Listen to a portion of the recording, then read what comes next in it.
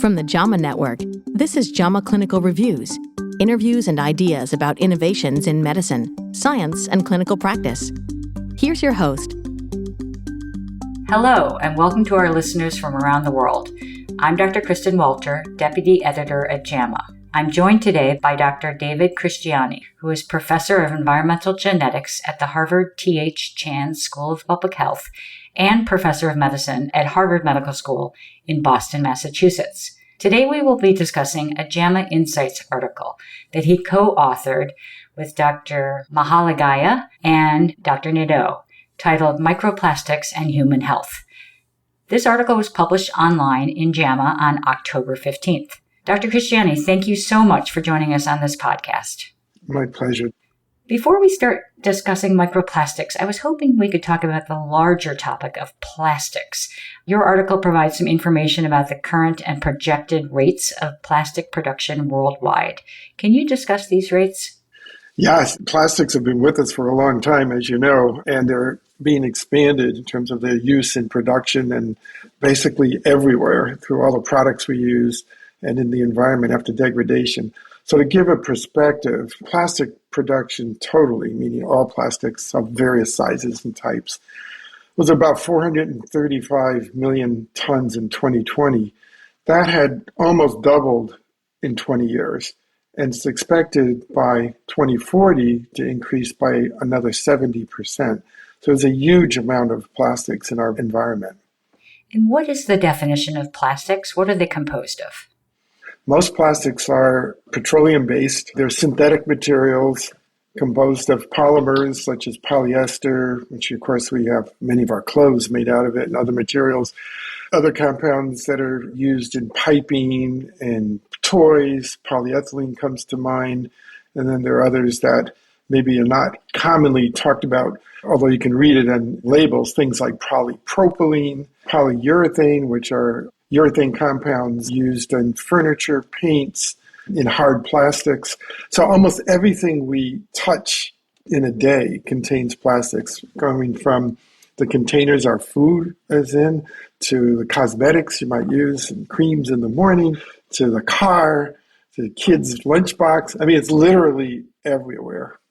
And how many groups of chemicals in plastics are considered majorly concerning due to their high toxicity and their potential to migrate or to be released from plastics? So it's a good question because there's something like 13,000 chemicals that are either plastics or associated with plastics, but there are really about 10 groups that are identified as being major health concerns due to their toxicity and their potential to migrate from fully formed plastics to smaller and smaller compounds that can be ingested or inhaled into the body. These are things like flame retardants, certain stabilizers to protect against sun degradation, things that we know about in the news a lot. People talk about PFAS, polyfluoroalkyl substances, long word, but they're flame retardants also, and they're also on nonstick pans in the kitchen, for example, and some utensils used in the kitchen. Things like phthalates, soft plastics, including water containers, soft drink containers, and a bunch of compounds known as phenols, which may be from our organic chemistry days, but they're also related to soft plastics. Those are the general groups of concern. They also, unfortunately, tend to be the ones that are degrading upon discard and are widely distributed in the environment. And moving on to microplastics, can you define microplastics and describe potential mechanisms by which they can enter the human body? So microplastics, as the name tends to imply, are size-related compounds, not just chemical composition, but it's these kinds of plastics that I just mentioned, but they're much smaller in size. So they are irregularly shaped, small compounds that are smaller than 5 millimeters in diameter, and they can go all the way down to nano range, which is less than 0.1 microns, that can enter the body through inhalation or ingestion. So there tend to be the same kind of chemical composition of some of the larger plastics that may not always be of concern, but they're tiny, so they can actually reach tissues very easily. Your article mentions that the surface area of microplastics can act as a vehicle for contaminants. Can you discuss how microplastics bind these contaminants and which contaminants are most commonly associated with microplastics? Sure. So they have a rather unique surface area. They're very coarse, heterogeneous materials, so they can act as a vehicle for other compounds. And it's the 10 groups that I mentioned of most concern are the small microplastics of things like these PFASs and polyethylene, polypropylene. They're very coarse. Therefore, they have a bigger surface area than you might expect for a small compound, allowing other compounds to glom onto them, including, say, polycyclic aromatic hydrocarbons, which are the carcinogens in combusted material like cigarette smoke, diesel, and other fossil fuels. So they can act as a vector for totally independent compounds that have their own health effects. A lot of organic chemists refer to this sometimes as a corona, like a halo. So you can have an irregularly surfaced microplastic, and then you can have this corona or halo of compounds around them that are, say, carcinogens or other chemical agents in the environment, including heavy metals for that matter too, lead, arsenic, things like that. So they're very robust little characters that can act as a vehicle for other toxins and themselves can be toxic. Your article discusses some specific examples of microplastics being detected in products that people commonly use, including beverages, cosmetics, and facial scrubs. Could you discuss this further? Yeah, at first it was surprising to me to see microplastics wind up in all of these common daily use items. So I think they get there by two ways. One is if it's not part of the primary production process, primary formulation, say, of a facial cream, they could get there by the container those creams are put in that are soft plastics. That's why you might see reports of highly varying concentrations by different products, because some of it might be engineered into the product, but not all of them. Some of them may be the vehicle that they're put in as a container. And so you have this very dynamic exposure potential. One is primary production, like the fire retardants, that those are plastics and they can become microplastics as they're put onto clothes or baby blankets to prevent fire or to coating of cooking pans in the kitchen.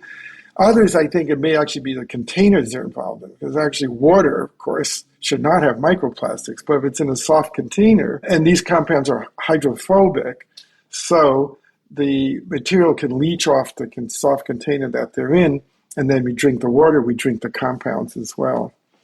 And what techniques are currently used to detect microplastics, and what are some potential limitations of these detection methods? So detection methods have to get better. It's actually a bit of a challenge. Most of them use some kind of spectroscopy. There are newer forms of mass spectroscopy. All of us were exposed to some of that in basic chemistry. The newer instruments are much more sensitive and can be modified to pick up very, very small amounts of very, very small particles like polystyrene particles. Most of them have been validated, but there are still technical limitations to some of the exposure assessment using materials, say, from complex biological samples. We are trying to detect the microplastics in those samples. So there are still some challenges, but most of the articles of recent years are using some kind of sensitive mass spectroscopy. Moving on to human tissues, your article describes that microplastics have been detected in many organs and tissues throughout the body, including the lungs, brain, blood, liver, kidneys, heart, colon, testes, ovarian, follicular fluid, placenta, human breast milk, and infants' first stools. What do studies tell us about the levels of microplastics detected in human tissues over the past several decades? That's another good question, because we don't have measurements from decades ago, although I expect to see more studies come out using archived material that might help answer that more precisely. That is, if investigators have stored meconium or infant stool over, say, several decades, we could go back, thaw them out, and answer some of that. Right now, we don't have a good sense, I think, of trending like that in detailed studies. We have a lot of cross-sectional studies, so-called cross-sectional studies. So tissues harvested, looked at, and reported. But I do expect biobanks and archive materials, if they've been there for a long time, will probably shed more light. The data we do have from limited longitudinal studies suggest that it is increasing as expected in animal and human tissues over time. That is, microplastics are increasing in concentrations in various organs and fluids and tissues in the body. But I think a lot to be answered. Are some tissues preferentially taking it up versus others? So it's one thing to say it's everywhere. There's another thing to say, is there preferential deposition? Are there preferential effects? I think we just don't know enough about that right now. Just because microplastics are detected in human tissues and organs does not necessarily mean they're causing harm. Can you discuss observational study data about the known and potential health effects associated with microplastics in humans? Knowledge about this is quite incomplete, and it's at an infantile stage. We have a few studies of workers who have been exposed to high levels of this with some adverse respiratory effects. A couple of really good studies in the last 12, 24 months in the New England Journal of Medicine show that individuals with carotid artery plaque, arterial plaque, those with higher concentrations of microplastics as detected on mass spectroscopy were something like 4.5 times more likely to have a myocardial infarction, stroke, or death from any correlates with 34 months of follow-up from the measurements. So relatively short term, but not that bad. It's almost 3 years. There was a recent study in Nature Medicine of microplastics in brain autopsy. There seemed to be higher concentrations in brain tissue than individuals with dementia. But again, I would say we're really at the very beginning to understand the human health effects of these compounds. Because as you said, the presence of them alone does not prove causation of disease. And the measurements are basically exposure measures, biomarkers of exposure, and then associate with disease. For potential health benefits and certainly environmental reasons, it is important to focus on decreasing plastic production. Can you briefly discuss current and upcoming policies and agreements aimed to reduce plastic pollution worldwide? One that I point out in the article, I think it was relatively groundbreaking, was in 2019 at Basel Convention on Plastic Waste, with transboundary movements of plastic being the focus. Production, if we can minimize plastic use and production, or move in the right direction towards decreasing rather than increasing the use of plastics in general, we will decrease microplastic exposure, because larger plastics get broken down into smaller plastics once they're discarded. And so decrease of plastic use in general is necessary to decrease microplastic exposure. Secondly, since plastics are going to be around, even if we try to have source reduction, recycling needs to be improved and much more innovation in recycling of all plastics to prevent them from winding up in the environment and undergoing transformation into microplastics. There is a United Nations Global Plastic Treaty that was signed in 2022, I believe, after a resolution to develop an internationally legally binding agreement was proposed. As you know, policies come and go depending on political environment. And the countries that needed to take the lead on this, or did take the lead on this, include the US and other larger blocks of countries like the European Union. Right now, I think policy-wise, we're facing challenges here with backing away from such international agreements. But long-term, it's going to take international cooperation on many levels to really reduce plastic use and plastic pollution in the environment. Before closing, is there anything we didn't discuss in this podcast that you'd like to mention? For the sake of some of our younger listeners in the field of health and medicine, don't get discouraged. It's not like this is the end of the world. These are fixable problems. They're serious problems, as are air pollution and climate change, but they are fixable. They're created by humans. They should be fixable by humans. And with innovation and with good programs that can produce a better world with better jobs, but I think it can sound very discouraging, and it can be very scary to realize as we speak what our bodies are containing, the environment that's incorporated in our bodies, but I think we can do something about this. Thank you so much for sharing your thoughts with us about this interesting and important topic. I'm Dr. Kristin Walter, and I've been speaking with Dr. David Christiani from the Harvard T.H. Chan School of Public Health in Boston. You can find a link to this article in this episode's description. This episode was produced by Shelley Steffens at the JAMA Network. To follow this and other JAMA Network podcasts, please visit us online at jamanetworkaudio.com or search for JAMA Network wherever you get your podcasts. Thanks for listening.